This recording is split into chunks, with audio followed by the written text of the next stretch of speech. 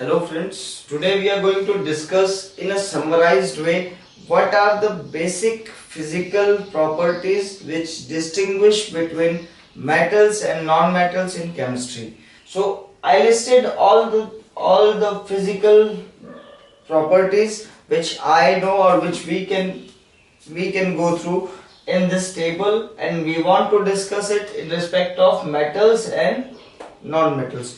दोस्तों आज हम कोशिश कर रहे हैं कि सारी प्रॉपर्टीज जो अभी तक हमने पढ़ी what we studied till this moment we can summarize it in a table so that we can easily जज our mind which property varies in which section by which ratio.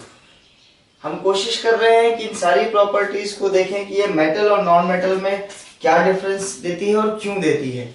The first one like state is physical state. Physical state आपको पता है कि mostly metals are solid.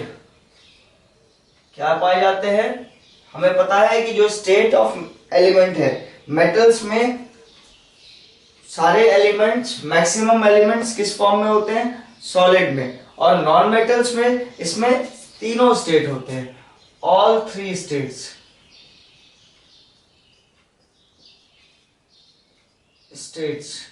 But mostly इसमें क्या पाई जाती है, gas पाई जाती है. गैसियस स्टेट में पाए जाते हैं. ठीक है, यहां सॉलिड में मेटल्स में एक्सेप्शन कौन सा है, मरकरी. बाकी सारे मेटल्स सॉलिड में पाए जाते हैं, बट मरकरी जो है ये लिक्विड स्टेट में पाया जाता है. किस स्टेट में पाया जाता है, लिक्विड स्टेट में. नॉन मेटल्स में मेटल्स भी है. मेटल्स कौन कौन से होंगे, लाइक कार्बन, बोरॉन. और इसके अलावा आपके पास नॉन मेटल्स में गैसेज है, जैसे गैसेज है ये सॉलिड है. और गैस जो है जितनी भी है ऑक्सीजन, हाइड्रोजन, नाइट्रोजन, सल्फर, ये सारी गैसेस किस फॉर्म में, सारे नॉन मेटल्स किस फॉर्म में पाए जाते हैं, गैसियस स्टेट में. और लिक्विड में नॉन मेटल्स में अगर हम लिक्विड की बात करें तो हमारे पास टोटल नॉन मेटल्स कितने हैं, 22. हमें ये पता होना चाहिए कि 118 एलिमेंट में से सिर्फ 22 एलिमेंट्स ऐसे हैं जो नॉन मेटल्स की प्रॉपर्टी को शो करते हैं. चलिए अब दूसरा देखते हैं कि दूसरी फिजिकल प्रॉपर्टी क्या है, लक्ष्यर. हमें पता है लक्ष्यर किसे कहते हैं, चमक को. We know the second property, lustre means it's shine. And most of the metals are having luxure. Okay, but in non-metal no luxure at all. We discussed this in our previous video in a particular luxure topic, that why metals are shining and how they shine. But here we just want to summarize that metals having luxure and non-metals do not possess luxure. They won't shine when they polish, or their outer surface will be polished, but still they won't shine. What are the exceptions? Exception is diamond. It is an allotrope of carbon. क्या है exception में, क्या है, non metals अधिकतर जो होते हैं वो चमकीले नहीं होते हैं, लेकिन कार्बन का एक एलोट्रोप जिसका नाम डायमंड है, हीरा, वो चमकदार होता है. इसके अलावा अब हम बात करते हैं अगले उस पे. The next property is hardness.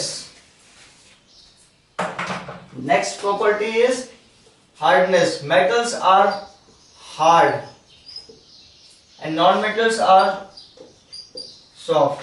Exceptions कौन कौन से हैं, सोडियम एंड पोटेशियम. यहाँ नॉन मेटल्स अधिकतर सॉफ्ट होते हैं, लेकिन एक्सेप्शन कौन सा है, डायमंड. ठीक है, and mostly metals are hard except sodium and potassium. Non-metals are mostly soft except diamond, an allotrope of carbon. And the hardness of an element depends upon its closed packing or constituent atom force of attraction and space in between atom or lattice space. Now we will talk about melting and boiling point. Metals high, non-metals low.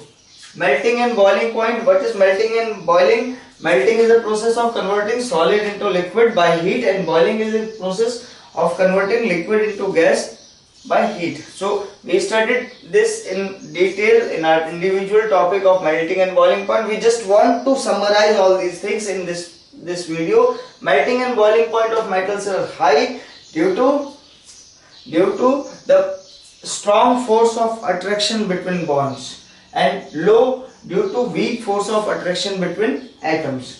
Now density. Metal are denser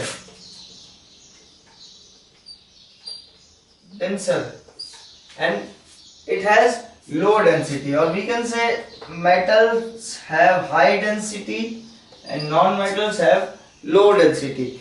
density किस चीज पे depend करती है? Density metals की high होती है, non metals की लो होती है, क्योंकि जो मास या number of atoms per unit volume है वो मेटल्स का ज्यादा होता है और नॉन मेटल्स का कम होता है. नॉन मेटल्स का कम क्यों होता है? क्योंकि इसमें मॉलिक्यूलर बॉन्डिंग होती है.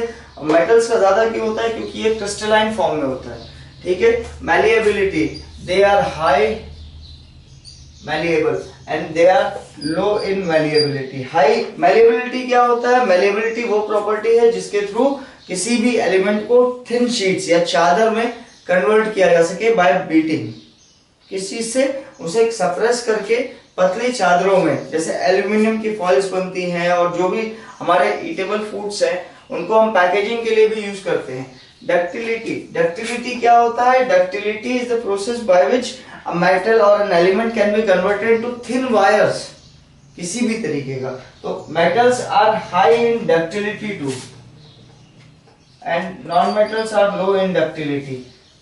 We are not talking about exceptions because we are in general we are taking how the properties are varying in different stage. हम यहाँ पर exceptions इसलिए नहीं ले रहे क्योंकि we have 10 different properties.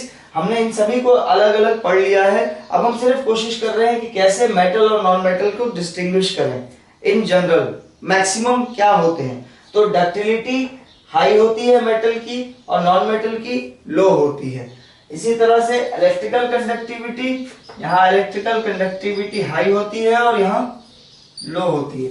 Thermal conductivity भी मेटल्स में हाई होती है और नॉन मेटल्स में लो होती है.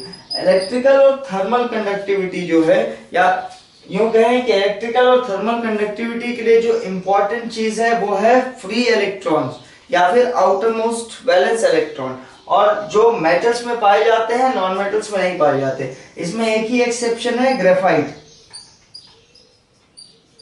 जो क्रिस्टलाइन फॉर्म में होता है और जिसमें एक फ्री इलेक्ट्रॉन होता है. इसलिए ये हाई इलेक्ट्रिकल और थर्मल कंडक्टिविटी